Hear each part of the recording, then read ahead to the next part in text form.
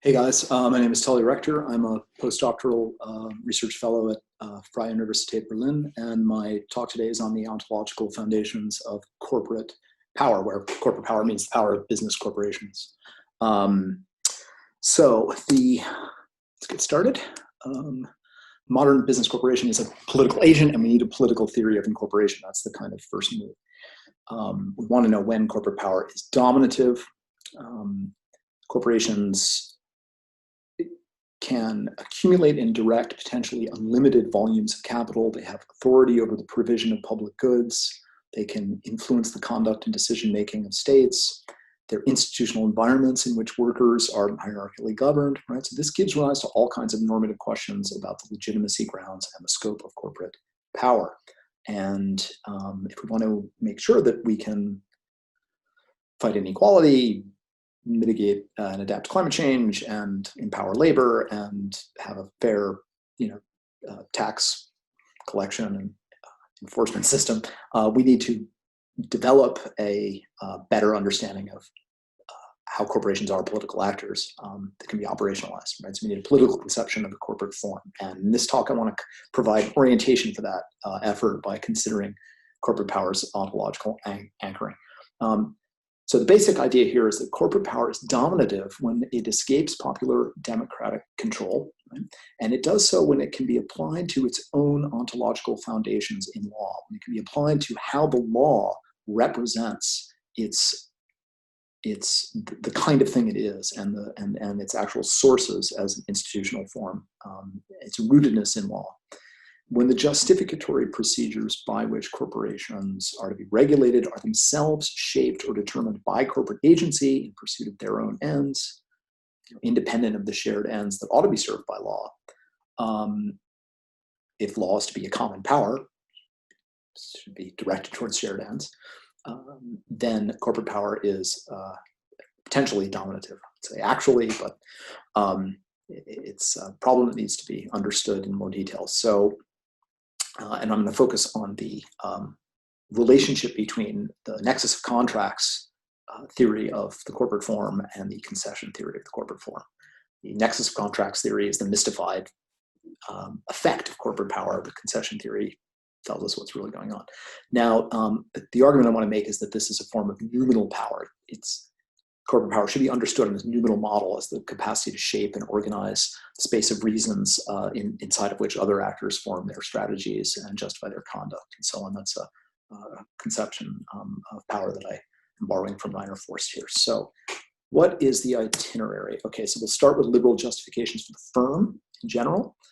Then I'll talk about corporations being political agents, what incorporation as a procedure creates, and why the question of the corporation's ontological foundations is itself a political question, and how, when it is settled by and as an effect of corporate power, that has consequences for democracy and the political order more generally. And I'd like to draw out some of those consequences for understanding the relationship between power, reasons, and agency. Hopefully I'll have time to do that. So, why do we have the firm? Persons are independent. They have a right to set and pursue their own ends, so they need means to do that. They need things that they can control, usable things that they have at their disposal. Property rights guarantee them those things, and one of the things they might choose to do is join with other property holders in pooling their resources to produce things for profit. Now, so you all get together, you pool your privately entitled holdings into a kind of enterprise with the aim of creating a good for exchange, for profit. And the contract that you form with one another is the way you clarify your reciprocal claims and your liabilities, right? The contract, of course, has to refer to your shared enterprise. The enterprise is easier to interact with and interact within if it can be treated as a stand-in for the relations among its members. Those members have rights, so their aggregated association has them by proxy as the legal persona ficta. Apart from whatever individuals ought to be able to do with the assets that they're free to control, this is a kind of welfareist justification for the firm, right? Things go best for everybody when these enterprises are allowed to pursue their own advantage, right? So the because the choices of how to organize production are so vast, we need markets. It's easier, it's less wasteful for us to let those choices be made according to independent reasoning of people controlling their own assets and exchanging them for in the market structure. Price signals tell them what's needed and how best to provide it. But unless that they have something to lose by not detecting a price signal, they're not going to reliably detect it. So profit is instrumentally needful on this model. And unless they can join with others in the firm, in the productive enterprise in an open-ended way, right? They don't have to continually negotiate their relations with one another. That is what will make production in the firm efficient, right? So that's the kind of transaction cost or incomplete contracts defense of the firm. It says why productive enterprises should not themselves have the form of markets. Firms wouldn't exist unless property owners risk their assets. That gives them the right to control the people who they contract with. And when the people they contract with, i.e. workers, follow the orders they're given, the firm benefits and rewards flow optimally to everybody. So the question is, what does this picture leave out? And I think it leaves out three things. One, the distinctness of the corporate form, which I'll talk about. Two, the agency of corporations and why they are political agents, three in particular. Okay, so corporations are political agents, right? And this also has to do with independence and welfare, right? They can determine the independence and welfare of persons, and everybody has an innate right to be his or her own master. But when you contract with a corporation, right, you're putting yourself under the determination of a boss, and so there's at least an independence question there needs to be settled. And with welfare, states are legitimated partly by their provision of the goods, safety, nutrition, health, knowledge, the basic goods that everybody needs if their lives are going to go well. And right, provision of those goods is required by political authority. So whatever bears on that provision bears on political authority. And corporations make our food, they provide our healthcare, they increasingly secure and educate us. So their aims and their powers affect welfare. That makes them political. Another way of looking at it is Rawlsian. Corporations are just part of the basic structure, right? They're one of the institutions that determines how the advantages of social cooperation are to be divided, okay? So corporations are political agents, and incorporation is a legal act distinct from contracting and property holding, which is a political act, therefore, right? So what is incorporation? Only an act of government can turn a disaggregated set of assets and relationships into a corporation. That's not true for a partnership, okay? Incorporation is a procedure. Katerina Pistor calls it a module. It's another way of thinking about it. It affixes characteristics or qualities to assets and then assigns powers, claims, liabilities in ways that are tailored to maximize capital accumulation under one specific agency, right? So capital, how does it do that? Capital, you can concentrate it inside the frame of a single legal personality, directed by managers who have authority over the labor force. Legal person, the corporate legal persona can sustain its identity indefinitely over time, right? Survive the death of its founders and so on. Lock assets into its domain of control, can shield those assets against claims made by anybody that a corporate shareholder or director is indebted to, okay? So asset lock-in, asset shielding. Limited liability, it indemnifies corporate members and shareholders against responsibility for debts or accrued or torts, harms caused by the corporation. And these features all allow them to be capitalized in ways that are different from any other productive enterprise. And by virtue of being locked in and shielded, assets, they can't lose value as easily as other kinds of assets. They can be deployed in more specialized ways. Limited liability makes capital cheap to acquire by reducing the risks of investment. The independence of shareholders' financial vulnerabilities from corporate liabilities and vice versa is what creates the possibility for shares to be traded, and the tradability of shares, right? It makes it easy to price and sell them, and shareholders can withdraw their value in the form of a commodity and sell it on the stock market instead of having to dissolve the firm as in a partnership, right? And that's what creates dynamic capital markets. So all of these basically demonstrate that corporation is the most effective social technology we have for aggregating and accumulating capital under the direction of a private unilateral choice procedure. And it's the choice procedure of a distinct agent, right? So here's the thing, corporations are agents, right? They have the properties that support causal, moral, and prospective forms of responsibility. Okay, the corporations, they may have group level decision making procedures. This is Stephanie Collins' understanding of an agential collective. That's really what they are, right? It's different from what their members do when they make decisions. They've got reasons and representational states that are not the same as what the members have. They arrive at decisions and execute them in ways that aren't the same as what the individuals do. Corporations have rational points of view, and they update the coherence of that view over time. So these features all support attributions of responsibility, right? And it's what these are the properties that make ExxonMobil a group agent. It has those properties because of what the law creates through the processes of incorporation, right? So the fact that Exxon, say, has these properties holds in virtue of actions having been taken by the state, legal actions, right? The incorporation statutes make or they set up the legal kind, corporation, and the set of other facts, also facts about legal action, property and contract laws and so on, create these acts, determine that this specific range of entities realizes that kind, makes it a token of this institutional type, right? And for that type, Exxon, to be instantiated as a token of, for this type of the corporation to be instantiated in the way that it is just for one kind of agency to exist independent of its constituent members' agency. That's what it does. Corporate agency doesn't express a juristic reality, it is one. And this means that the most fitting approach to regulating corporations should be something like what legal scholars call the concession theory. Okay? Concession is a government grant for specific privileges. The government grants these privileges grants this bundle of Hofeldian incidents to tokens of the institutional type that it also creates as the bearer of those properties. And this would be, right, so this, it's legal action all the way down that creates the properties and their bearer. The concession theory explains why the public, having used its power to grant these privileges, should have presumptive and extensive freedom to determine what corporations should and shouldn't be allowed to do. Okay. Now, corporate law, of course, has adopted a different view. It's not an accident they have. This is the Chicago School of Law and Economics approach, the so-called nexus of contracts theory. And the nexus of contracts theory holds that the corporation exists as a creature of purely free contractual relations. The legal fiction of the corporate persona, the corporation as a distinct agent, just denotes that set of contracts.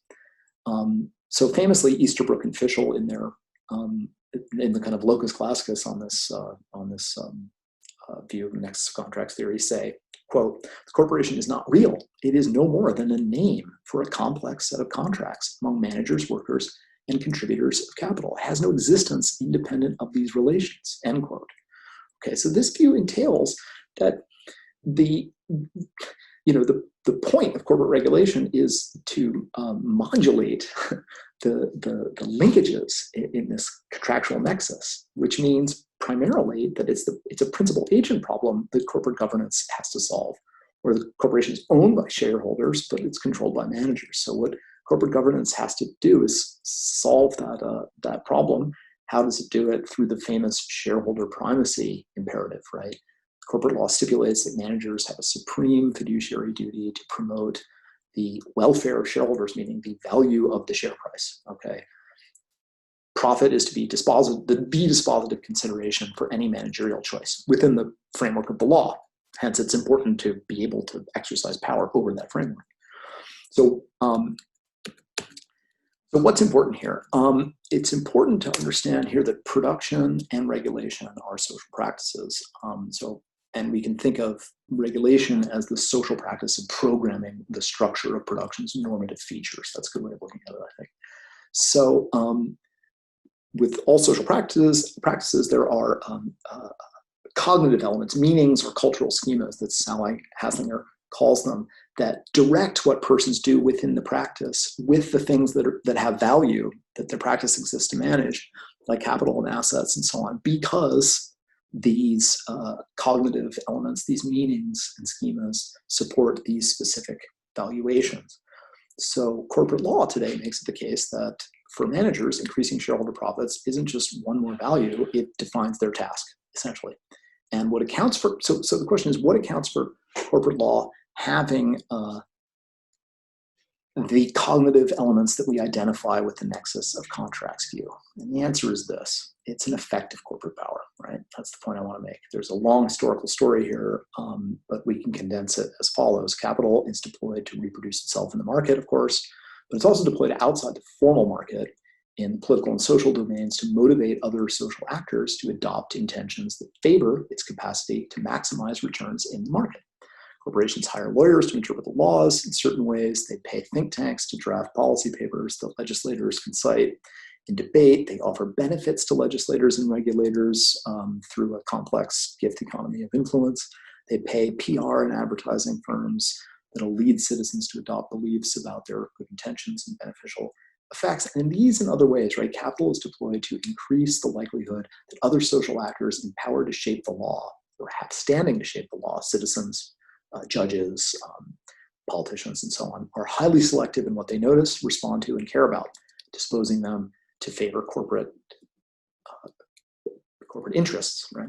And so it creates corporate power, in this case, creates what Tim Scanlon calls operative reasons for other social agents, facts about what it is that those agents think they should do, as distinct from the normative reasons, facts about what they should think they should do. Now, I'm not arguing that corporate power is necessarily malign. Sometimes the operative reasons are identical with the normative reasons, and corporations exert political influence to bring about independently worthwhile states of affairs. But I am arguing these three things. There are three problems with this issue. One, it distorts collective political agency, right? It promotes false beliefs. Corporations promote false beliefs about their ontological foundations. And that distorts the reciprocal justification that a society's collective governance procedures rely on. And two, it can affect those procedures in ways that other actors can't, because it has more means, capital, to do so, right? So that amounts to de facto unequal political status. And it's important to remember that this difference only holds on account of the facts about how everybody's common power, the law, is used. So the political agency of the disadvantaged, which the law is supposed to actualize, is being used against the disadvantaged to block their agency. The third problem is that, the power to hold capital, which is our most valued rival good, makes others relationally vulnerable to the holders of that good when they, those others, lack the power to do so as well, right? It's the power to grant or withhold what others need. That's a power over those others. It's a form of relational vulnerability. So therefore, it's arguably a form of structural domination. And this is at least something like the germ of a limitarian argument against the corporate form. So to conclude with this, I want to connect these observations to the ontology of power, especially what Forrest would call noumenal power, right? Shaping the space of justifications, right? So there's nothing intrinsically wrongful about exercising power. Sometimes agents are unable to access or be guided by the normative reasons they have without the power in question's help. So power can free the subject's will by enabling that will to be responsive to reasons that it has independently. But it is malign when it corrupts or usurps the subject's will, right? So you're dominated when your actions or attitudes or desires are determined not by yourself, but by another agent's unilateral will, okay? When the acting, choosing, and thinking is grounded in another agent's power, okay? So domination is the illegitimate seizure, direct or indirect, of another's agency. And corporate power dominates when and because its ontological foundation in public authority is concealed, or when the contingency of that foundation, the fact that it's based on conventions and choices that could be made differently, is concealed. And when it's naturalized, when its agency is removed from the agenda or the menu of public discursive questioning, right? And this is an example of how structures of justification favor corporate interests. The interests of private capital owners are made into a kind of second nature, okay? So noumenal power, this is noumenal power's structural effect. Routines of everyday legal and commercial practice socialize agents into a way of apprehending features of their world. Within this constellation of norms and social positions, status, standing, authority that comes from capital are resources that enable possessors of those authorities and powers to enjoy an unfair share of the benefits and carry fewer of the burdens of social cooperation. So this, I think, demonstrates how an ontology of the corporate form has to be taken up into a theory of political justice. And I will leave it there, and I'm looking forward to hearing your responses. Thank you.